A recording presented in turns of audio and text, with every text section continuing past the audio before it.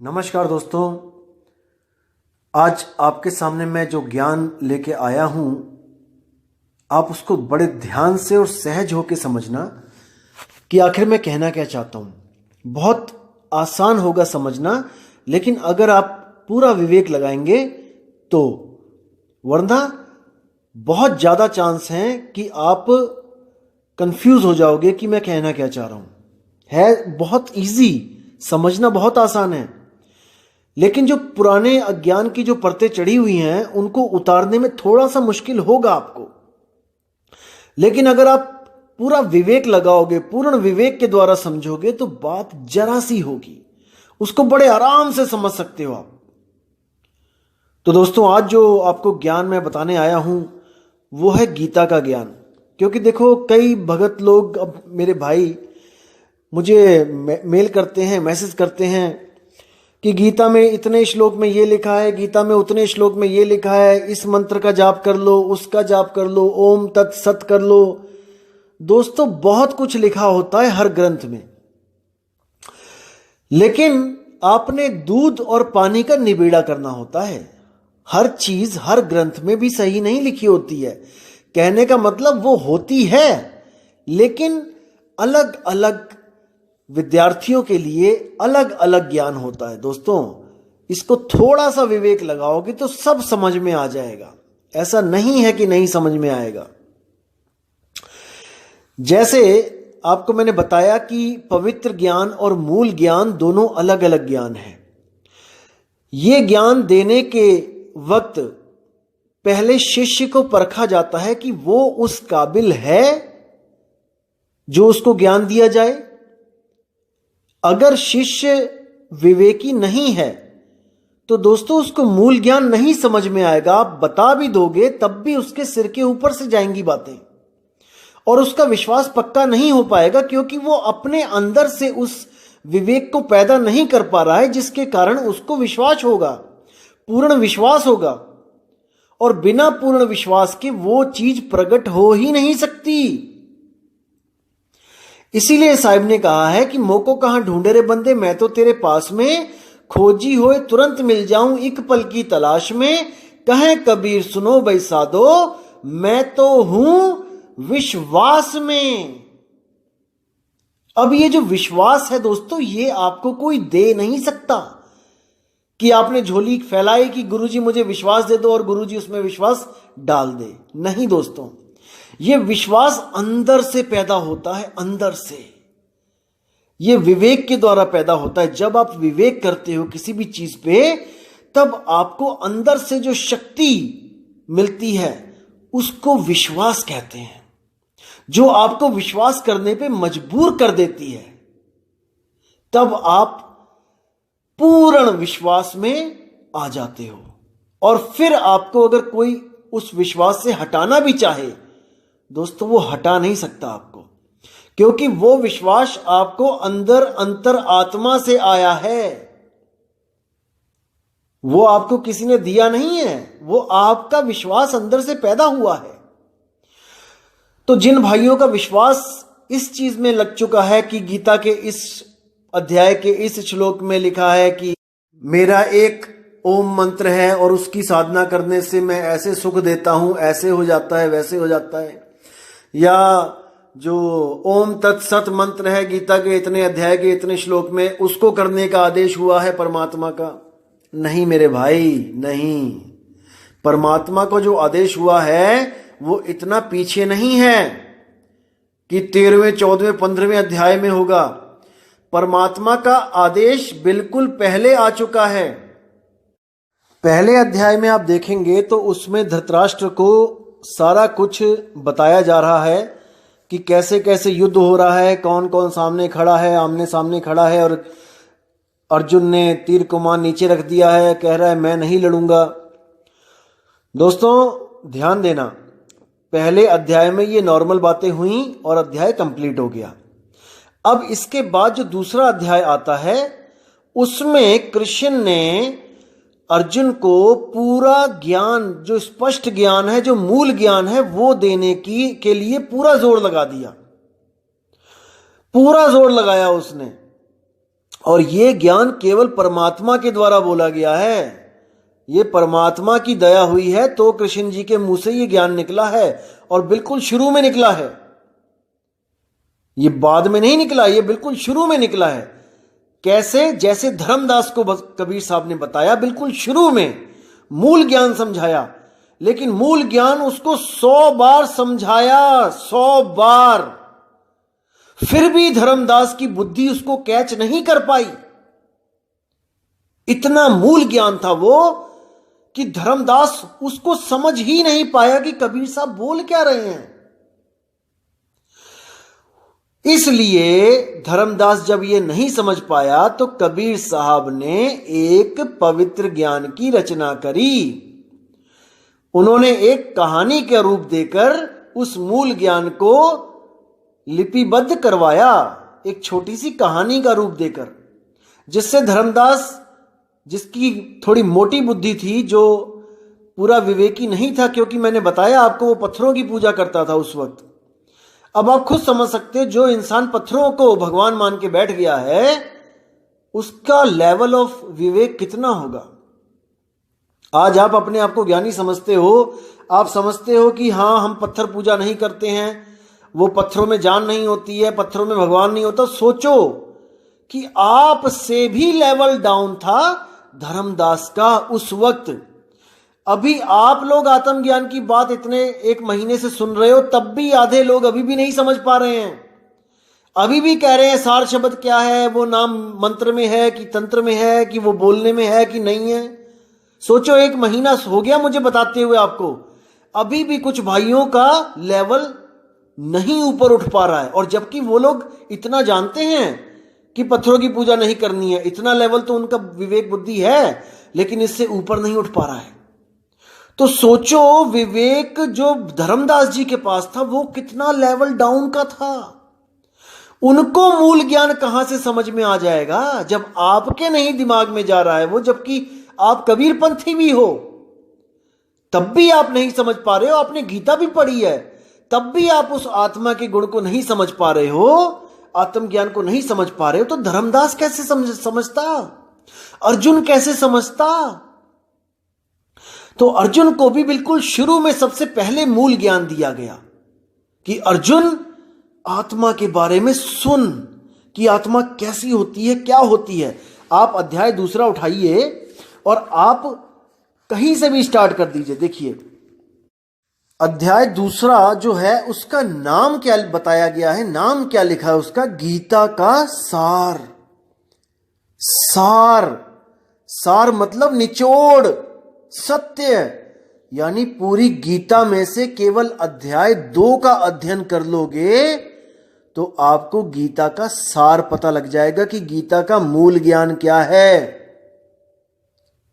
अब मैं आपको समझाता हूं कि गीता के अध्याय 2 में क्या लिखा है।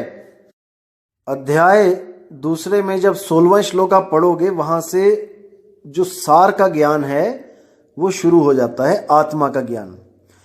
तो क्या लिखा हुआ है कि नास्तो विदुते वाला जो आप श्लोक पढ़ोगे तो उसमें देखिए उसका अर्थ क्या है कि तत्वदर्शियों ने यह निष्कर्ष निकाला है। यहां तत्वदर्शी का मतलब है जो सत्य असत्य को जान रहा है। तत्वदर्शियों ने यह निष्कर्ष निकाला है कि असत यानी भौतिक शरीर का तो कोई चिर अस्तित्व नहीं है, किंतु सत यानी कि आत्मा अपरिवर्तित रहता है। उन्होंने इन दोनों की प्रकृति के अध्ययन द्वारा यह निष्कर्ष निकाला है, यानी दोनों के बारे में ज्ञान अर्जित करके कि शरीर तो बदलता रहता है लेकिन आत्मा कभी बदलता नहीं है। आत्मदेव वो जैसा है वैसा ही रहता है, जैसा वो बचपन में है वैसा ही वो बुढ़ापे में होगा, वो कभी बदलता नहीं है, क्योंकि वो काल से रहित है, काल से परे है, वो अजन्मा है। अब यही आत्मदेव क्या है, ये सारे शरीर में व्याप्त है, मतलब उसकी जो चेतन सत्ता है, चेतना है, उसकी पूरे शरीर में व्याप्त है। उसे ही तुम अविनाशी समझो। उस अव्यय आत्मा को नष्ट करने में कोई भी समर्थ नहीं है। उस आत्मा को कोई नहीं मार सकता। अर्जुन तू मोह को त्याग और युद्ध कर। अब आप जब 19वां श्लोक पढ़ोगे तो देखो कितना स्पष्ट है। जो इस जीवात्मा को मारने वाला समझता है तथा जो इसे मरा हुआ समझता है वे दोनों ही अज्ञानी हैं, क्योंकि आत्मा ना तो मारता है ना मारा जाता है। यानी कि आत्मा अकर्ता है, वो कभी कोई कर्म नहीं करता। जितने भी कर्म हो रहे हैं ये सब प्रकृति के द्वारा हो रहे हैं, 3 गुणों के द्वारा हो रहे हैं। आत्मा से केवल शक्ति ली जा रही है।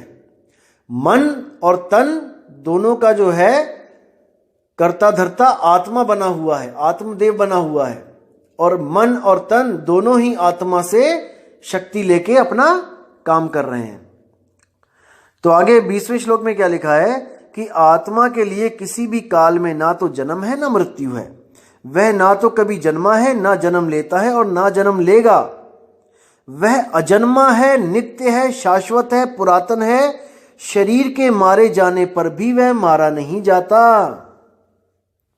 यह है आत्मा के गुण। ये सार बताया जा रहा है अर्जुन को, लेकिन अर्जुन इन बातों को नहीं समझ पा रहा है क्योंकि उसका विवेक इतना नहीं है। वो एक आम जीव है, आम एक राजा है। वो कोई साधु महात्मा नहीं है जो इन बातों को वो समझेगा। आपने हमने 20-20 साल लगा दिए हैं संत मत में, इसलिए आज हम आत्मा को समझने की कोशिश कर रहे हैं। लेकिन एक आम आदमी आत्मा के गुणों को नहीं समझ सकता भाई। किसी राजा को उठा के, जैसे अब कोई प्रधानमंत्री, कोई मुख्यमंत्री है जो पूरा पॉलिटिक्स में रमा हुआ है, आप उसको जाके आत्मा का ज्ञान देने लगोगे, वो सो जाएगा, बोर हो जाएगा। वो कहेगा अरे क्या सुना रहा है भाई कहानी, हमें नहीं चाहिए आत्मा वात्मा, क्योंकि उसका उसमें कोई दिलचस्पी नहीं है, उसके लिए बोरिंग सब्जेक्ट है ये। इसीलिए कृष्ण जी ने कहा था कि कुछ लोग आत्मा के बारे में सुनते हैं, कुछ लोग आत्मा के बारे में पढ़ते हैं, कुछ लोग आत्मा के बारे में जानने की कोशिश करते हैं, लेकिन फिर भी वो लोग आत्मा को समझ नहीं पाते। समझो इस बातों को। तो अर्जुन भी उनमें से एक है जो आत्मा को जान ही नहीं पाया, वरना अध्याय यहीं पे खत्म हो जाते, आगे बढ़ने की जरूरत ही नहीं थी। अगर वो इस चीज को समझ जाता कि आत्मा अजन्मा है, आत्मा किसी को मार नहीं सकता, आत्मा को कोई मार नहीं सकता, उसी वक्त धनुष उठा के लड़ने लग जाता, आगे के अध्याय खत्म हो जाते, कुछ होता ही नहीं आगे। अगर इतने में समझ जाता, आगे जाके ओमकार भी नहीं बताना पड़ता अर्जुन को कि ओम का जाप कर, और ना ही ओम तत्सत के बारे में बताना पड़ता। अगर अर्जुन यहीं पे समझ जाता उस आत्मा के बारे में, तो अगर धर्मदास जी भी उस समय समझ जाते आत्मा के ज्ञान को, तो अनुराग सागर और कबीर सागर भी ना बनता। लेकिन धर्मदास नहीं समझ पाया, इसलिए उनको इस ग्रंथ की रचना करनी पड़ी। धर्मदास को समझाने के लिए बताना पड़ा ऐसे ऐसे ऐसे। लेकिन धर्मदास पूरा का पूरा साहिब पे निर्भर था, उसने सरेंडर कर दिया था, इसलिए साहिब ने उसको शब्द बख्श दिया, उसको निज रूप बख्श दिया। लेकिन सृष्टि रचना धर्मदास 100 बार बताने पे भी नहीं समझ पाया था, 100 बार में भी नहीं समझ पाया था। तो ये स्वयंभू आत्मज्ञानी खुद से क्या समझेंगे? नहीं समझ सकता कोई। इसका भेद केवल उसके पास है जो परम विवेकी है, जिस पर स्वयं सतगुरु कबीर साहब की दया है। केवल वो जान सकता है इस भेद को, अन्यथा किसी की इतनी सामर्थ्यता नहीं है जो सृष्टि रचना का सही सही आपको भेद बता दे। कोई नहीं बता सकता। गुरु ग्रंथ साहब में आता है, पिता का जन्म क्या जाने पूत। अरे पुत्र क्या जानेगा कि पिता कैसे पैदा हुआ, कहां पैदा हुआ, कब पैदा हुआ? नहीं जान सकता। ये तो पिता ही आके बता दे अपने पुत्र को कि मैं यहां पैदा हुआ था और ये दिन था और ये साल था, तो भले पुत्र को पता लग जाए कि पिता कब पैदा हुआ, अदरवाइज कभी नहीं जान सकता। अब 22वें श्लोक में जो लिखा है कि जिस प्रकार मनुष्य पुराने वस्त्रों को त्याग कर नए वस्त्र धारण करता है, उसी प्रकार आत्मदेव पुराने तथा व्यर्थ के शरीरों का त्याग करके नए नए शरीर धारण करता है। अब इसमें आपने क्या समझना है कि आत्मदेव और शरीर, यहां पे 2 हस्तियां हैं, दो हस्ती हैं, एक आत्मदेव है और एक शरीर है। अब इन दोनों में आपने ये पता करना है कि किसका स्वरूप कैसा है। आत्मदेव शब्द रूप है और शरीर चरम रूप है। चरम यानी चमड़ी, इसको समझना है। यानी आत्मदेव जो है वो शब्द रूप है और जो शरीर है वो देह रूप चमड़ी रूप है। तो साहिब भी बोलते हैं कि चाम के महल में बोलता राम है और तू राम और चाम को चीन भाई। कि चमड़ी में, चमड़ी के शरीर में जो बोलता राम है उसको पकड़ो, उसको समझो। अगर उसको समझ लिया भाई तो इन शरीरों से न्यारे हो जाओगे। अब ये तो हो गया एक आत्मा और एक शरीर, जो भौतिक शरीर आपको दिख रहा है। अब इस भौतिक शरीर के अंदर भी कई शरीर हैं। दुविधा यहां पे है। तो लोग क्या समझते हैं, गलत फहमी में रहते हैं कि इस शरीर के अंदर से जो सूक्ष्म शरीर निकल रहा है शायद वो हमारी आत्मा है। दोस्तों प्रॉब्लम यहां पे है, हम लोग सूक्ष्म शरीरों को ही आत्मा समझ लेते हैं, जबकि सूक्ष्म के साथ शरीर लग रहा है। अब जब शरीर लग रहा है तो वो आत्मा कैसे हो सकती है? नहीं हो सकती। वो भी एक शरीर है। शरीरों के अंदर शरीर, शरीरों के अंदर शरीर, शरीरों के अंदर शरीर है। यही काल जाल है। और इस काल जाल में घुसने के लिए जो रास्ता बना है वो है हमारी त्रिकुटी। अगर आपको इस स्थूल शरीर से सूक्ष्म शरीर में जाना है तो दोस्तों एक गुप्त रास्ता है, वो है इंगला पिंगला सुषमणा का रास्ता।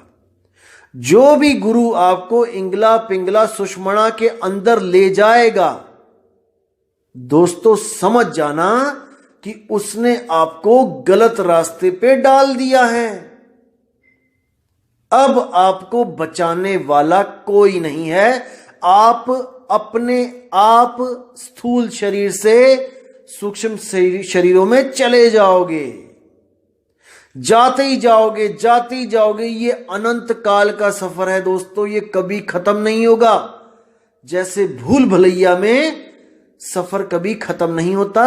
एक पॉइंट जाता है, थोड़ी देर बाद वही पॉइंट घूम के आ जाता है, फिर इधर से घूम के आते हो, फिर वही पहुंच जाते हो। दोस्तों इसी तरह ये जो काल का जाल है ये त्रिकुटी से ही शुरू होता है। जो भी त्रिकुटी में चला गया वो जिंदगी भर नहीं निकल सकता। इसलिए कबीर साहब ने सीधे इसका काम ही खत्म कर दिया, सहज साधना बता के। आंख न मूंदो, कान न रूंदो, तनिक कष्ट मत धारो। साहिब कहते हैं कि आंख बंद करने की जरूरत नहीं है, त्रिकुटी में जाने की जरूरत नहीं है, बिल्कुल नहीं है। केवल उन लोगों के लिए जो आत्मज्ञान को समझ गए हैं, जो आत्मज्ञान को प्राप्त करना चाहते हैं, उनके लिए। और जो लोग आत्मज्ञान को समझ ही नहीं पा रहे हैं, घड़ा पक ही नहीं रहा है, घड़ा कच्चा है, उसमें पानी नहीं डाला जाता। तो जो लोग आत्मज्ञान को नहीं समझ पा रहे हैं, नहीं समझ पाए, उन लोगों को कबीर साहब ने कई बार उन शब्दों के साथ जोड़ दिया जिनसे मुक्ति तो नहीं हो पाएगी, लेकिन उनको 84 लाख जूनों में भी नहीं जाना पड़ेगा। उनको भी कुछ ना कुछ भक्ति करने के लिए कबीर साहब ने प्रोत्साहित किया और उनको खोटे कर्मों से बचाने के लिए, ताकि आगे उनको दोबारा मनुष्य देह मिले, उनकी जो नीचे के लेवल की भक्तियां थीं उनसे जोड़ा। लेकिन फिर भी वो बोलते रहे, जोड़ने के बावजूद बोलते रहे कि भाई वो शब्द अकह है, नी अक्षर है, नी शब्द है। तो जिस जिस बंदे का विवेक जागता रहा, सत्संग में बैठता रहा, तो वो आके कबीर साहब से अपना कल्याण करवाता रहा। तो घड़े को बनाता है जब कुम्हार, तो वो जब बना के तैयार करता है तो बिल्कुल घड़े के जैसी ही शेप होती है उसकी, कच्ची मिट्टी की। पूरा देखने में लगता है कि घड़ा है, लेकिन कुम्हार उसमें कभी भी पानी नहीं डालता। उसको पता है ये घड़ा बना तो दिया है मैंने, लेकिन ये कच्ची मिट्टी है, जैसे ही मैं पानी डालूंगा ये फूट जाएगा, ये गल जाएगा। इसलिए उसको पकाया जाता है, और जब वो पक के निखर के बाहर आता है अग्नि में से, तब उसमें पानी डाला जाता है। यानी कि कबीर साहब किसी को भी पहले सार शब्द नहीं देते हैं, पहले कोई जाप के नाम दे देते हैं कि गुरु गुरु कर भाई, कोई राम राम कर भाई। जैसे हमारे गुरुजी भी पहली बार में सार शब्द नहीं देते हैं, पहली बार में 4 या 5 नाम देते हैं जो जपने में आते हैं, 52 अक्षरी नाम। वो देने का भी कोई मकसद होता है, क्योंकि घड़ा कच्चा है, अभी उसमें सार शब्द दिया जाएगा वो नहीं समझ पाएगा। इसलिए उसको केवल भक्ति से जोड़ने के लिए कुछ नाम दे दिए जाते हैं, और उसके बाद उन्हीं दिए हुए नामों को गलत बता के सार शब्द की महिमा बताई जाती है सत्संग में। जब आप जोड़ोगे, आप देखोगे कि जब आपको प्रथम चरण में जो नाम मिलेगा, उसमें गुरुजी आपको 4 या 5 या कितने भी, जितना उनका मन करेगा वो नाम आपको दे देंगे। वो नाम आपको दे देंगे जपने के लिए कि भाई इसको उठते बैठते जपना। यानी कि आपका मन अब गुरु के नाम में जुड़ना शुरू हो, आपको जो काम बताया गया है आप वो काम करो। और जब आप सत्संग में बैठोगे तब गुरुजी खुद अपने मुखारबिंद से बोलेंगे कि वो नाम बोलने लिखने पढ़ने में नहीं आता। अब जो विवेकी शिष्य होगा वो ये सोचेगा कि गुरुजी ने दिए तो मुझे नाम बोलने वाले हैं, और गुरुजी कहते हैं कि भाई वो नाम बोलने में नहीं आता, तो उसको उसका विवेक जागना शुरू होगा कि यानी कुछ तो गड़बड़ है, जो मुझे नाम मिला है ये सही नहीं है, इसका मतलब जो कोई और नाम है वो अभी मुझे मिलना बाकी है। जिज्ञासा बनेगी, गुरु से सवाल जवाब करेगा, गुरु उसको संतुष्ट करेगा जवाब दे दे के, साखियां बता बता के। और जब उस बच्चे को इतना समझ में आ जाएगा कि वो नाम विदेह है, वो अकह है, वो अनामी है, वो निशब्द है, वो निअक्षर है, तब वो गुरु से उस नाम को लेने की अरदास करेगा, भेद जानने का अरदास करेगा। तो पहला चरण हो गया आपको जब नाम दिया बोलने वाला। दूसरा चरण हो गया आपका सत्संग, कि कितने समय तक आप सत्संग में सीख नहीं समझ नहीं जाते कि वो नाम बोला नहीं जा सकता। यह है आपका दूसरा चरण। और तीसरा चरण होता है जब आप ज्ञान को समझ जाते हो और गुरु से सार शब्द का भेद प्राप्त करते हो। इसलिए कबीर साहब ने बोला, प्रथमे शिष्य होवन जो आई, ताको पान देओ तुम भाई। जब देखो तुम दृढ़ता ज्ञाना, ताको कहो शब्द परवाना। और शब्द माही जब निश्चय आवे, ताको ज्ञान अगाध सुनावे। वो अगाध ज्ञान कब सुनाया जाएगा? जब शब्द में निश्चय आ जाएगा आपका। 101% आप इस बात को समझ जाओगे कि वो नाम अकह है, अनाम है, नियक्षर है, विदेही है। जब आप इस बात को समझ जाओगे, आपका दूसरा चरण खत्म हो गया। अब गुरु आपको वो सार शब्द वस्तु लखाएगा। एक छुड़ाए, जो पहले आपको 4-5 नाम दिए थे वो छुड़ा दे कि नहीं बेटा ये नहीं जपने हैं। एक लखाए, वो सार वस्तु, वो निज नाम, वो आपका अपना नाम, वो आपको लखाएगा। और जब आप उसको लखोगे तब आपके सारे भ्रम खत्म हो जाएंगे और आप अपने निज स्वरूप को प्राप्त करने के लिए तत्पर हो जाओगे, जुट जाओगे। और जब आपके भाव भक्ति बनेगी, तब परमात्मा की पूरी दया होगी आप पे। दोस्तों, आपकी लगन और परमात्मा की दया, ये दोनों चीज चाहिए, तब जाके भक्ति पूर्ण होती है। परमात्मा दया कर रहा है, 24 घंटे कर रहा है, और आपकी लगन ही नहीं है, तो बात नहीं बनेगी। आपकी लगन लगी हुई है लेकिन परमात्मा आप पर दया नहीं कर रहा है, तब भी बात नहीं बनेगी।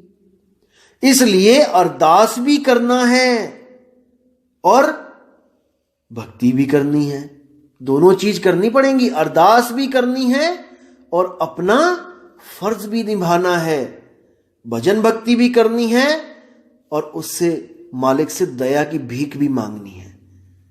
और जैसे ही वो प्रकट हो गया दोस्तों, फिर आप ही आप हो, फिर दो नहीं रहे।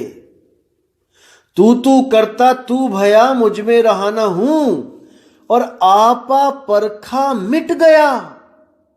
जब मैंने आपको यानी अपने आप को परखा, आपा परखा मिट गया। क्या मिट गया? सब भरम मिट गया। जित देखूं तित तू, यानी अब मुझे घट घट में मेरा साइयां नजर आने लगा। घट घट मेरा साइयां, सुनी सेज न कोय, और बलहारी व घट की, जिस घट प्रगट होए। हे मेरे परमात्मा, ऐसा कोई घट नहीं है जहां पे आप विराजमान नहीं हो। कक्का केवल नाम है, बब्बा ब्रह्म शरीर, और रारा सब में रम रहा, वाको नाम कबीर। वो है कबीर। जब आप अपनी 10 इंद्रियां और इस मन माया को कंट्रोल कर लोगे, तब आप स्वयं कबीर हो जाओगे। कबीर कबीर क्या करे तू, खोज आपन शरीर, और 10 इंद्रियां बस में कर तू आप ही आप कबीर। कबीर साहब कहते हैं कि तुझ में मुझ में भेद नहीं है, ये केवल मन और माया का भेद है। जिस दिन तूने अपने स्वरूप को लख लिया, उस दिन तुझ में मुझ में कोई फर्क नहीं है। बस देह का फर्क होगा कि तू देह में है और मैं देह से न्यारा हूं। जिस दिन देह छूट गई, तू और मैं एक ही समझना, अब दो नहीं रहे। तो इन बातों को समझना है दोस्तों, इस ज्ञान को समझना है। ये कबीर साहब का मूल ज्ञान है। ये बहुत बहुत कम लोगों की बुद्धि में जाता है, बहुत कम लोग इसको समझ पाते हैं, इसलिए बिरला बोला गया है इसको, बिरला। अरे लाखन में कोई समझ ना पई है, कोटि मध्य जानेंगे, कहे कबीर सुनो बैसादो, हमें बिरले हंस पहचानेंगे। कहते हैं 1 लाख लोगों को अगर आप सत्संग करोगे, उनमें तो कोई समझ ही नहीं पाएगा, लाखन में कोई समझ ना पई है। कोट मध्य जानेंगे, करोड़ लोगों को सत्संग करोगे, उनमें से कुछ विवेकी लोगों को समझ में आएगा ये आत्मज्ञान। और कहे कबीर सुनो बैसादो, मुझे बिरले हंस पहचानेंगे। यानी कि मुझे जो ज्ञान दाता है, जगत गुरु है, सारे ब्रह्मांडों में जो एक ही है, जो सबका गुरु है, उसको कोई बिरला पहचानेगा। नहीं तो सब के सब ब्रह्म को ही सत्य मानेंगे, ब्रह्म में ही ध्यान लगाएंगे और ब्रह्म की ही स्तुति करके ब्रह्म ज्ञान को प्राप्त हो जाएंगे। पार ब्रह्म ज्ञान तक कोई नहीं पहुंच सकता जब तक स्वयं पार ब्रह्म परमेश्वर आकर अपना भेद ना बता दे। स्वयं आकर हमें हमारा आत्मज्ञान ना दे दे। जब तक कोई नहीं जा सकता, उस पार ब्रह्म अवस्था को प्राप्त नहीं कर सकता।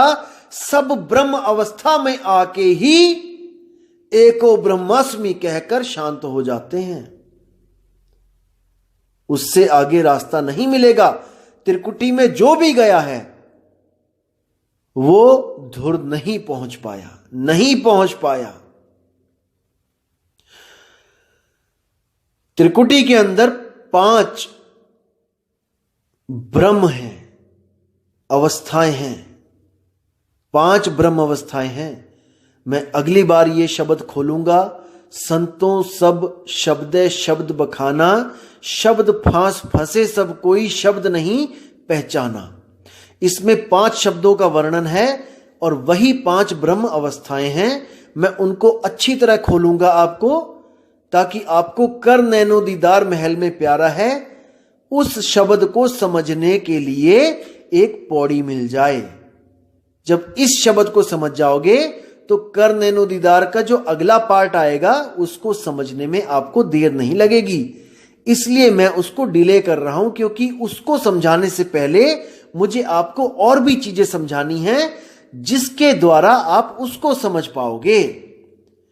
जैसे दोस्तों मैथ के जो सवाल होते हैं, टीचर सबसे पहले आपको फार्मूले सिखाता है, फार्मूले सिखा देगा, फिर आपको किसी भी अध्याय से कोई भी सवाल निकाल के दे देगा। आपने उस सवाल को फार्मूले के द्वारा सुलझाना है। अगर वो फार्मूले ना बताएगा और आपके सामने सवाल रख दे तो आप उलझ जाओगे। इसलिए आपको मैं सारे फार्मूले बताऊंगा और उसके बाद में सारे ज्ञान को खोलता जाऊंगा पौड़ी दर पौड़ी, ताकि आपको कंफ्यूजन ना हो। क्योंकि मुझे सुनने वाले सब विवेकी नहीं हैं। मुझे पता है अगर 3000 बंदा आज जुड़ा है तो उसमें मैं केवल 2% को विवेकी मानता हूं दोस्तों। 2% मान के चलो, इससे ज्यादा विवेकी नहीं है। सुन भले रहे हैं मुझे, लेकिन 50-60 लोगों से ज्यादा कोई भी नहीं समझ पा रहा है इस ज्ञान को। गारंटी के साथ कह रहा हूं मैं। 50 भी मैंने बहुत ज्यादा बोल दिया। और ये वो लोग हैं जो पिछले जन्मों में सत्संगों में बैठे हैं, आत्मज्ञान के सत्संगों में बैठे हैं, लेकिन अपनी भक्ति पूर्ण ना कर पाने के कारण दोबारा मानुष चोले में आ गए हैं और वही ज्ञान उनको आगे दोबारा प्रकट हो रहा है, ताकि वो अपनी भक्ति को दोबारा से स्टार्ट करके पूर्ण कर सके। तो दोस्तों गीता के ज्ञान पे आते हैं। आज मैं गीता में आपको जो सार है गीता का वो बताना चाहता था। जब अर्जुन को सारा ज्ञान कृष्ण जी ने आत्मा का ज्ञान दिया, वो समझ नहीं पाया, उसका मोह भंग नहीं हुआ, वरना उसी वक्त वो धनुष बाण उठा लेता और उसके बाद 3रा, 4था, 5वां, 6ठा से लेके आगे के अध्याय कोई बोलने की जरूरत ही नहीं थी, क्योंकि ये अध्याय बोलने का मकसद केवल उसका मोह भंग करना था, जो विराट रूप देखने के बाद उसका भंग हुआ। जब देखा उसने कि सबको मारने वाला ये काल सबको खा रहा है और यही खा रहा है, यही पैदा कर रहा है, तब जाकर उसका मोह भंग हुआ कि मैं सच में किसी को नहीं मार रहा हूं, ये तो सब इनके द्वारा मारे जा चुके हैं। तो दोस्तों दूसरा अध्याय आत्मज्ञान के ऊपर है, पूरा इसको अच्छी तरह आपने पढ़ना है। अब मैं मुद्दे पे आता हूं कि आत्मज्ञान आखिर क्या चीज है। क्या बोला आत्मज्ञान के बारे में कृष्ण जी ने, जो ये अधूरे गुरु आपको नहीं पढ़ा रहे हैं। क्योंकि अगर इन्होंने ये दोहे, ये श्लोक आपके सामने रख दिए तो इनकी धूप अगरबत्ती की दुकानें नहीं चलेंगी, इनकी 7-7, 8-8, 10 हजार की आरतियां नहीं होंगी, लाख लाख रुपए का यज्ञ नहीं होगा। इसलिए आपको अज्ञान में रखा जाता है, ज्ञान से दूर। आपको इन अध्याय के बारे में तो बताया ही नहीं जाएगा, जो मैं आज आपको खोल के बताऊंगा दोस्तों। तो अर्जुन को आत्मा के बारे में बताते हुए कृष्ण जी ने क्या बोला कि आत्मा अखंडित है। 23वां श्लोक देखना दोस्तों, साफ कहता है कि यह आत्मा ना तो कभी किसी शस्त्र द्वारा खंड खंड किया जा सकता है यानी काटा जा सकता है, ना अग्नि द्वारा जलाया जा सकता है, ना जल द्वारा भिगाया जा सकता है, वायु द्वारा ना सुखाया जा सकता है। तो आपको काल भूनेगा कैसे? मुझे एक बात बता दो, काल तपत शिला पे भूनेगा कैसे जब उसको जलाया ही नहीं जा सकता? तो भुनेगा कैसे? भूनने का मतलब होता है जलने के बाद रंग बदल जाना। जैसे आप कुछ भूनते हो, भुट्टा भूनते हो, शुरू में वो पीला होता है और उसके बाद वो काला हो जाता है। तो जब आत्मा को जलाया नहीं जा सकता तो भूनेगा कैसे? दोस्तों भूना जाता है शरीर, आत्मा नहीं भूना जाता है। फिर समझ लो अच्छी तरह, आत्मा और शरीर में आप लोग कंफ्यूज हो। सूक्ष्म शरीरों को भी जलाया जा सकता है, काटा जा सकता है। आप लोग सपने देखते हो, सपनों में क्या आता है? सूक्ष्म शरीर आते हैं, उसमें कुत्ते पीछे पड़ जाते हैं, शेर पीछे पड़ जाते हैं, आपकी गर्दन कट जाती है, आपके हाथ कट जाते हैं, बहुत कुछ होता है। लेकिन वो भी सूक्ष्म शरीर है जो आत्मा के द्वारा ही चलाया जा रहा है। अगर आपने आत्मा को जान लिया तो सब तरह के शरीरों से मुक्ति हो जाती है। इसको समझो। अगर आत्म ज्ञान में आ गए फिर किसी भी शरीर में नहीं जाना। देह छोड़ते हुए अगर आपके शरीर से सूक्ष्म शरीर निकल गया तो दोस्तों आप 100% किसी भी गर्भ में जाओगे ही जाओगे, कोई नहीं रोक सकता आपको। इसलिए कबीर साहब कहते हैं कि अपने आप को पहचान ले, तू एक आत्मा है। और जब तू अपने आप को पहचान लेगा तो इस शरीरों को, इन सारे शरीरों को कपड़े की तरह उतार देगा। शरीरों में से कुछ नहीं निकलेगा, कुछ निकालना ही नहीं है। अरे ना कहीं आना ना कहीं जाना, आपे में आप समाना। अगर सूक्ष्म शरीर निकलेगा तो वो कहीं जाएगा, और अगर वो कहीं जाएगा तो इसका मतलब आप अभी सत्य को नहीं प्राप्त कर पाए हो, आप तो आने जाने में लगे हो। इसीलिए नामदेव जी ने बोला है कि ना कहीं गया ना आया, साफ बोल दिया उन्होंने। क्योंकि उन्हें घर बैठे, अपने घर बैठे बैठे आत्म स्वरूप मिल चुका था। उनकी सुरती आत्मा में रमी हुई थी, अकाल में रमी हुई थी। वो सब शरीरों से न्यारे हो चुके थे। तो इसी में जब अर्जुन को बताया गया कि आत्मा अखंडित है, अघुलनशील है, उसको ना तो कोई जला सकता है ना कोई उसको सुखा सकता है, बहुत कुछ बताया, लेकिन अर्जुन का मोह भंग नहीं हुआ। अब उसको लानतें भी दी गई कि तू अगर ऐसे नहीं लड़ेगा तो लोग कहेंगे कि ये तो कायर है, ये डर गया, ये बेकार है, ये कलंक है राजपूतों पे, क्षत्रियों पे, बहुत कुछ बोला। दोस्तों फिर भी उसका मोह भंग नहीं हुआ, फिर भी वो लगा रहा मेरे दादा है, मेरा चाचा है, मेरा मामा है। तब दोस्तों दूसरा अध्याय खत्म हो गया, यानी कि अब अर्जुन को सार नहीं समझ में आया, चैप्टर क्लोज। अब उन्होंने आगे भक्ति के बारे में बताया कि अगर आत्मा की भक्ति की जाए तो क्या होता है। और जो ज्ञान में पुरुष रहते हैं, ज्ञान अर्जित करने के लिए जो तत्पर रहते हैं, वो दो तरह के पुरुष होते हैं। तीसरे अध्याय का तीसरा श्लोक जब आप पढ़ोगे उसमें साफ लिखा है कि हे अर्जुन, मैं पहले ही बता चुका हूं कि आत्म साक्षात्कार का प्रयत्न करने वाले दो प्रकार के पुरुष होते हैं। कुछ इसे ज्ञान योग द्वारा समझने का प्रयत्न करते हैं तो कुछ भक्तिमय सेवा के द्वारा। अब इन दोनों के सार को समझना है दोस्तों, क्या होते हैं ये दोनों प्रकार के जो भगत होते हैं। एक समझते हैं ज्ञान योग से, जो ज्ञानी पुरुष हैं, जो विवेकी लोग हैं, वो तो सीधे सत्य को पकड़ लेते हैं। वो तो इतने विवेकी होते हैं कि आत्मा के ज्ञान को एकदम जच जाता है उनके मन को, और वो आत्म ज्ञान में रम जाते हैं। और जो दूसरे होते हैं वो होते हैं अविवेकी, जिनकी बुद्धि बालक के समान होती है।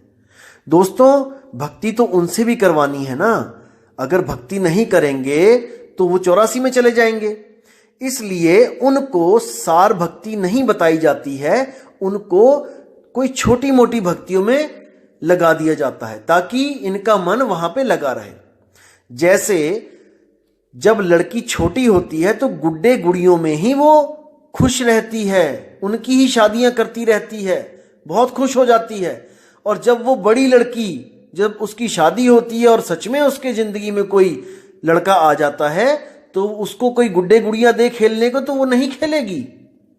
अब उसके सपनों का राजकुमार उसको स्वयं मिल चुका है, अब वो गुड्डे गुड़िया में क्या खुशी ढूंढेगी। इसी तरह लेवल का फर्क होता है बुद्धि का। कुछ लोग ज्ञानी होते हैं जिनको केवल सार से मतलब होता है, और कुछ अज्ञानी होते हैं जो कुछ भी पकड़ाने पे कुछ भी पकड़ लेते हैं। कोई भी भक्ति दी जाए उसी में खुश हो जाते हैं, कोई पत्थर पुजवा दे तो उसी को भगवान मान लेते हैं। देख लो दुनिया कितनी कितनी पत्थरों को पूजने वाली पड़ी है, वो भी तो भक्ति कर रहे हैं ना, क्योंकि उनके गुरु ने उनको वो पकड़ा दिया है, पत्थर पकड़ा दिया है, तो वो पत्थरों को भगवान मान रहे हैं। सोचो, अगर आपको कोई कहे कि पत्थर की पूजा कर लो, आप कबीरपंथी हैं, इसमें 80 से 90% कबीरपंथी सुनते हैं मुझे, अगर मैं उन लोग को बोलूं कि भाई पाथर पूज लो, तो आप नहीं पूजोगे। क्यों? दुनिया तो पूज रही है, क्योंकि आपका विवेक का लेवल बढ़ चुका है। मेरे भाइयों, इस बात को समझो। बच्चा जब स्कूल में एडमिशन लेता है तो सारी उम्र पहली क्लास में थोड़ी नहीं रहता है, वो आगे से आगे बढ़ता रहता है, विवेक बढ़ता रहता है, क्लासें बढ़ती रहती हैं। तो पहले 2 अध्यायों में गीता के, दूसरा और तीसरा, इसी में सार है। अगर ये दोनों समझ लिए दोस्तों, आगे बढ़ने की जरूरत ही नहीं है, आगे का लेक्चर सुनने की जरूरत ही नहीं है। आगे का लेक्चर उसके लिए बनाया गया है जो इन दोनों में भी सार को नहीं पकड़ पाए। जब अर्जुन दोनों अध्यायों में भी नहीं समझ पाया, तो अर्जुन को कहीं तो लगाना था ना। अर्जुन सबसे प्रिय था कृष्ण जी का, उसको 84 में थोड़ी नहीं ढकेलना था। इसलिए उसको आगे से आगे और लो लेवल का ज्ञान देते चले गए कि कुछ तो समझेगा ये। तो आगे जाके जब विराट रूप दिखाया, जब किसी ज्ञान को भी नहीं समझ पाया तो विराट रूप दिखाना पड़ा, विराट रूप दिखाया, तब जाके उसका मोह भंग हुआ। तो इसको समझो दोस्तों, अध्याय 3 में दोनों प्रकार के पुरुषों का जिक्र कर दिया गया है कि एक तो ज्ञानी पुरुष होते हैं, अज्ञानी पुरुष होते हैं। जो ज्ञानी पुरुष होते हैं वो क्या करते हैं, वो केवल और केवल आत्मा को जानते हैं, केवल आत्मा को। आप 3 अध्याय का 17वां श्लोक पढ़िए, क्या लिखा है। उससे पहले भी पढ़िए, 14, 15 भी पढ़िए, कि उसमें नियत कर्मों के बारे में है कि वेदों में नियमित कर्मों का विधान है और ये वेद साक्षात श्री भगवान से प्रकट हुए हैं, फलता सर्वव्यापी ब्रह्म यज्ञ कर्मों में सदा स्थित रहता है। ये 15वां श्लोक है कि वेदों के द्वारा नियमित कर्मों को करो, जैसे वेदों में लिखा है उसको भी करो, क्योंकि इसमें दोनों तरह के पुरुषों का जिक्र है। तो ये भी बताया जा रहा है साथ में, क्योंकि दोनों ज्ञान रखे जाएंगे इसी अध्याय में। तो लेकिन ये हो गया नियमित कर्म, जो वेदों के द्वारा यज्ञ करो, जप करो, मंत्र करो, माला फेरो, जो मर्जी करो वेदों के द्वारा। और एक है आत्मज्ञान, वो है 17वां श्लोक। उसमें क्या है कि किंतु जो व्यक्ति आत्मा में ही आनंद लेता है तथा जिसका जीवन आत्म साक्षात्कार युक्त है और जो अपने में ही यानी कि आत्मा में ही पूर्णतया संतुष्ट रहता है, उसके लिए कुछ करणीय कर्तव्य नहीं होता। बिल्कुल स्पष्ट, यानी कि जो आत्मा में रम गया उसके लिए जोत अगरबत्ती, धूप अगरबत्ती, यज्ञ, पूजा, माला फेरना, सब खत्म, सब कुछ खत्म, कुछ नहीं करना, कुछ भी नहीं करना, वो सब कर्म कांड में आ जाता है। और आत्मज्ञान कर्म कांड से न्यारा है। 3 अध्याय का 17वां और 18वां श्लोक पढ़ लेना, ये पूरी गीता का सार है, आत्मज्ञान का सार है। अगर इन दोनों श्लोकों को आपने समझ लिया दोस्तों, पूरी गीता पढ़ने की जरूरत नहीं पड़ेगी, साइड में उठा के रख देना। केवल 2 श्लोक समझ लो। अगर इन 2 श्लोकों को आप समझ गए तो मान के चलो कि 99% आप कबीर साहब का ज्ञान समझ गए। अब केवल 1% रहता है, वो है आत्मा का भेद, जो गीता में नहीं है। बस गीता को 99% मान के चलो और कबीर साहब के ज्ञान को 100% मान के चलो, तब बात 100% बनेगी। अब देखो 17वें अध्याय में कह दिया कि जो व्यक्ति आत्मा में ही आनंद लेता है, आत्मा में ही संतुष्ट है, उसके लिए कुछ करणीय कर्तव्य नहीं होता। अब जो अगला श्लोक है 18वां, उस श्लोक का जो सार है वो क्या है, गुरु न चेला रहूं अकेला। यही इस श्लोक का सार है। देखिए क्या लिखा है कि स्वरूप सिद्ध व्यक्ति, जो स्वरूप सिद्ध है यानी जिसको आत्मज्ञान हो गया है, स्वरूप सिद्ध व्यक्ति के लिए ना तो अपने नियत कर्मों को करने की आवश्यकता रह जाती है। नियत कर्म क्या होते हैं, जो वेदों में लिखा गया है, जो पुराणों में लिखा गया है। आप 15वां श्लोक देख लेना, इसी अध्याय का, उसमें साफ लिखा है कि जो भी वेदों में नियमित कर्मों का विधान है वो श्री साक्षात भगवान द्वारा बोले गए हैं, लेकिन उनको भी करने का कोई प्रयोजन नहीं रह जाता। वो कर्म भी करने जरूरी नहीं रह जाते, उनको भी त्याग दो। कोई ओम नहीं, कोई ओम तत्सत नहीं, कोई मूर्ति पूजा नहीं, कोई माला नहीं फेरनी, 108 माला फेरते हैं, कोई घी के दिए नहीं जलाने, कोई यज्ञ नहीं करना, केवल आत्म सत्ता में रमण करना है। कितना स्पष्ट है, क्या लिखा है? स्वरूप सिद्ध व्यक्ति के लिए ना तो अपने नियत कर्मों को करने की आवश्यकता रह जाती है, ना ऐसा कर्म करने का कोई कारण रह जाता है। कोई कारण ही नहीं बचा कि मुझे ये सब कर्म करने पड़े। उसे किसी अन्य जीव पर निर्भर रहने की आवश्यकता भी नहीं रह जाती है। कितना स्पष्ट कर दिया कि अब आपको जब आत्म स्वरूप को प्राप्त हो जाते हो, उसके बाद आप किसी भी प्रकार की मदद की जरूरत नहीं रह जाती किसी जीव से। कोई कहे कि गुरुजी आपके साथ जाएंगे, नहीं जाएंगे। कोई कहे गुरुजी काल के सिर पे पैर रखवाएंगे वहां जाके, नहीं रखवाएंगे।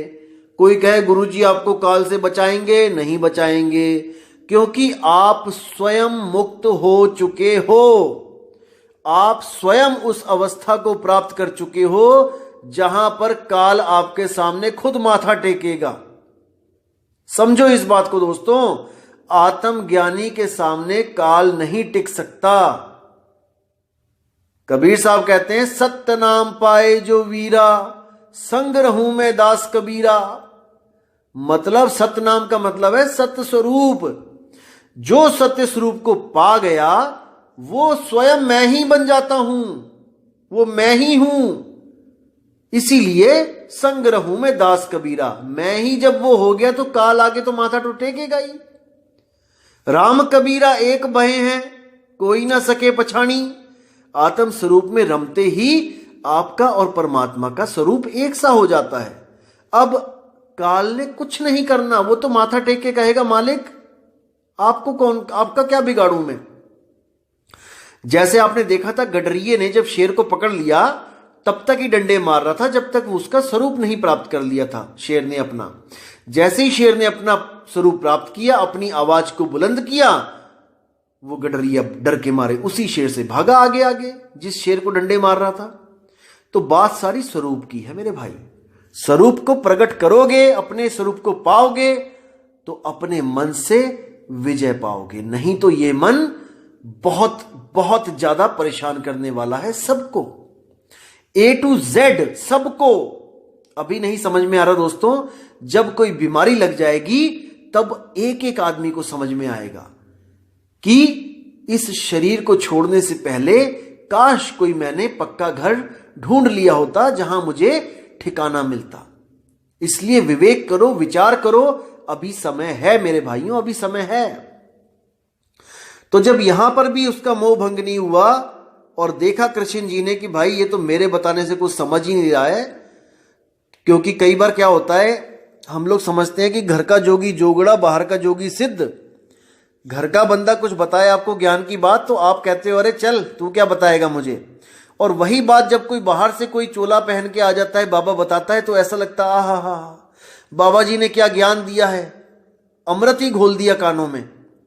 तो जब अर्जुन को देखा कि भाई ये मेरी बात नहीं मान रहा है, शायद मुझे अपना मित्र ही समझ रहा है, इसलिए तो चौथे अध्याय में, तीसरे के बाद जो चौथा अध्याय आता है उसमें उसको अर्जुन को बोला कि तू ऐसा कर भाई कि किसी गुरु के पास चला जा।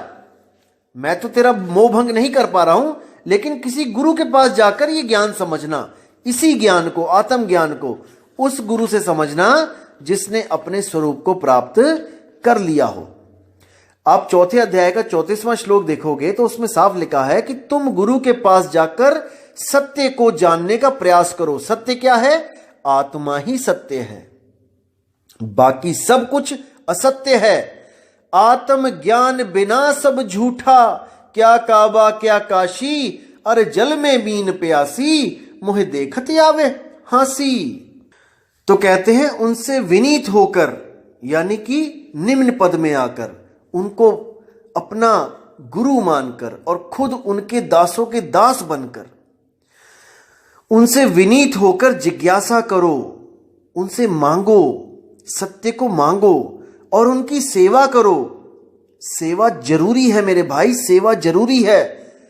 कुछ पाखंडी लोग, कुछ स्वयंभू आत्मज्ञानी लोग आपको विमुख करेंगे गुरुओं से कि गुरु की सेवा करने की जरूरत नहीं है, गुरु के पैर दबाने की जरूरत नहीं है, गुरु के पास कुछ दान पुण्य करने की जरूरत नहीं है, कोई पैसे देने की जरूरत नहीं है, कुछ करने की जरूरत नहीं है। मेरे भाई, जब तक तुम सेवा नहीं करोगे गुरु की, तुम्हारा अहंकार खत्म नहीं हो सकता। कुछ लोग कहते हैं कि पैसे देने जरूरी हैं। दोस्तों, मैं मानता हूं कि पैसे की सेवा सबसे निचली सेवा है, निम्न सेवा है, क्योंकि ना तो आपका शरीर थका, ना ही आपका मन थका, बल्कि पैसा देकर आपका मन और चौड़ा हो गया कि मैंने पैसा दिया इतना, मेरा नाम लिखवा दिया जाए, पंखों पे मेरा नाम लिखा दिया जाए। दान देने की बात कर रहा हूं मैं।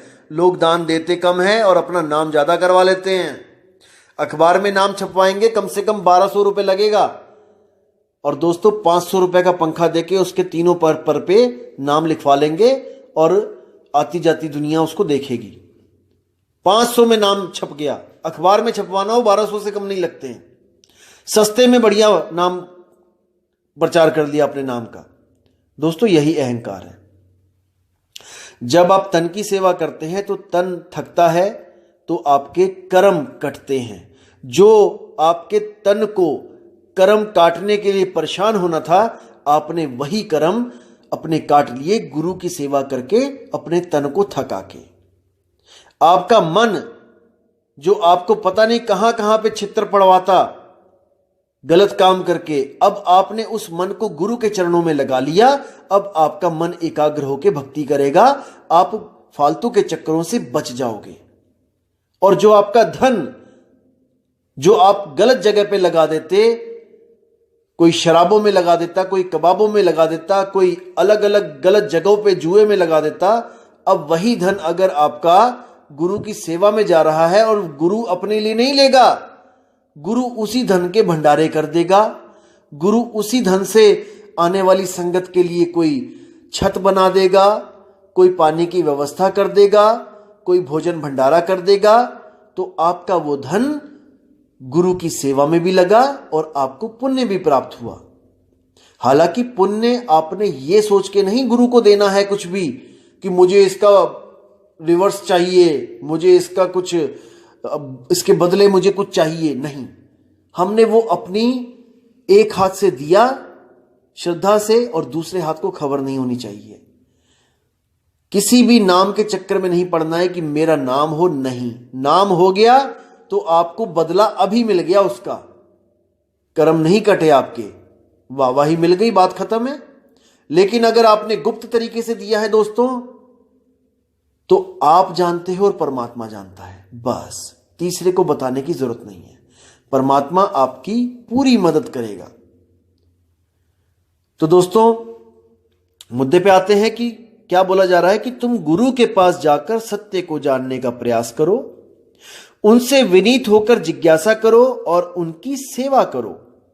स्वरूप सिद्ध व्यक्ति तुम्हें ज्ञान प्रदान कर सकते हैं, क्योंकि उन्होंने सत्य का दर्शन किया है।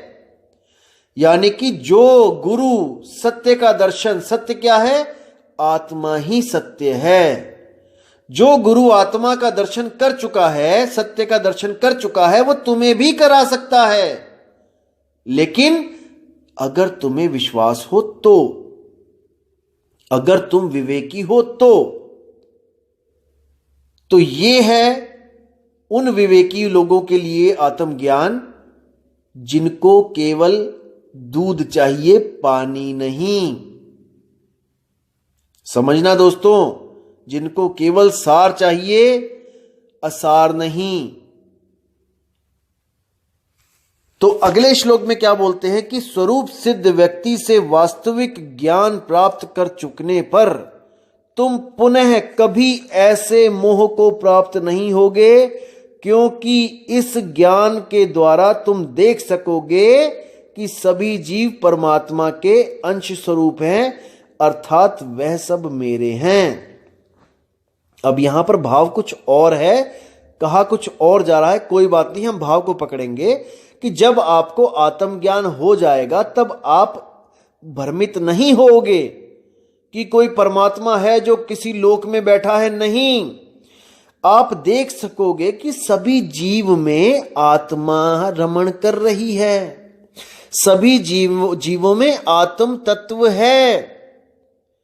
यानी घट घट मेरा साइया और सूनी सेज न कोय। तब आपको यह ज्ञान हो जाएगा कि घट घट में साहिब कबीर बैठे हैं आत्म स्वरूप के रूप में। कबीर केवल नाम बोलने के लिए बोल रहा हूं मैं, इसका मतलब यह मत समझना कि टोपी वाले कबीर बैठे हैं।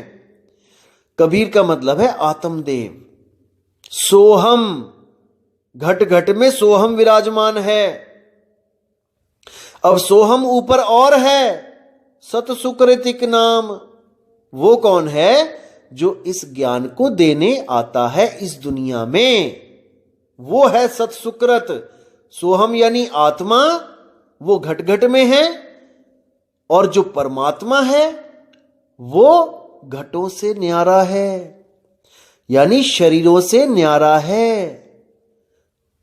वो ज्ञान देने आता है कि तुम भी घट से न्यारे हो जाओ, इस शरीर से न्यारे हो जाओ, विदेही हो जाओ, देह को त्यागो, विदेही हो जाओ और मेरी अवस्था को प्राप्त कर लो।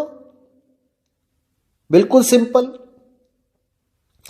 तो ये मूल ज्ञान है, और जिन लोगों को यह ज्ञान नहीं समझ में आता उन लोगों को 84 से बचाने के लिए क्या ज्ञान दिया जाता है कि भाई ओम का जाप कर लो, ब्रह्म ज्ञान तक पहुंच जाओ, उसके बाद फिर आ जाना चोले में, या फिर तुम कोई माला फेरने लग जाओ, या फिर तुम नाक की कुंडली पे ध्यान करने लग जाओ, या फिर तुम माथे में ध्यान करने लग जाओ, त्रिकुटी पे ध्यान लगाना शुरू कर दो, ज्योति देख लो, अनहद नाद सुन लो कानों में उंगलियां डाल के, या फिर तुम श्वासों में उस श्वासों से जाप करना शुरू कर दो, सोहंग सोहंग सोहंग, ओम सोहंग ओम सोहंग, ओम सोहम सत्य कबीर, ओम सोहम सत्य कबीर, कुछ भी करने लग जाओ। तो कहने का मतलब यही है कि सार सार तो गही रहे थोथा दे उड़ाए। जो विवेकी होगा वो सार को ग्रहण करेगा, थोथा नहीं ग्रहण करेगा। लेकिन दुनिया में नजर मार के देखो, इतने लोग सार को ग्रहण नहीं कर रहे हैं जितना थोथा ग्रहण कर रहे हैं। लेकिन कुछ तो कर रहे हैं ना भाई, वो भी कुछ तो करवाया जाएगा। जैसे आपने एंट्रेंस एग्जाम दे दिया एमबीबीएस का, बच्चे देते हैं, बायो के स्टूडेंट्स देते हैं, तो भाई अगर 100 सीटें हैं तो 1000 बच्चा है एडमिशन लेने के लिए जो बैठा है, और एमबीबीएस की 100 सीटें हैं तो 100 को ही मिलेगा ना वो ज्ञान। 101 थोड़ी नहीं चले जाएंगे, उसमें सारे थोड़ी नहीं चले जाएंगे। लेकिन जो 100 के अलावा हैं वो भाई, उनको किसी को बीएएमएस मिल जाएगा, किसी को बीएचएमएस मिल जाएगा, किसी को बीयूएमएस मिल जाएगा, किसी को डेंटल मिल जाएगा। तो कहने का मतलब एमबीबीएस सबको नहीं मिलेगा, लेकिन कुछ ना कुछ तो करना है ना भाई, या कुछ भी नहीं करना है। इसी तरह जितना भी ज्ञान इसमें बोला गया है कि ओम तत्सत, यानी कि दूसरे और तीसरे अध्याय के बाद जो कुछ बोला गया है, कुछ भी बोला गया है, वो सब असार है। सार शुरू शुरू में बता दिया गया है दूसरे और तीसरे अध्याय में, इसी में से निचोड़ निकाल लो आत्मज्ञान चाहिए तो।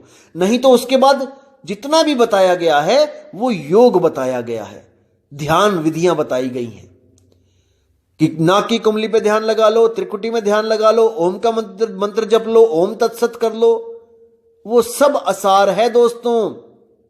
अब आपने विवेक करना है कि सार पकड़ना है कि असार पकड़ना है, यह आपकी मर्जी है। सतगुरु ऐसा चाहिए जैसा सूप सुहाए, सार सार तो गही रहे और थोथा दे उड़ाए। अब आप देख लो कि आपने थोथा पकड़ना है या सार पकड़ना है। मैंने तो आपके सामने विवेक रख दिया है, अब आपकी मर्जी है, क्योंकि आपका जीव है। आप देखो कि अपने जीव को कहां भेजना है।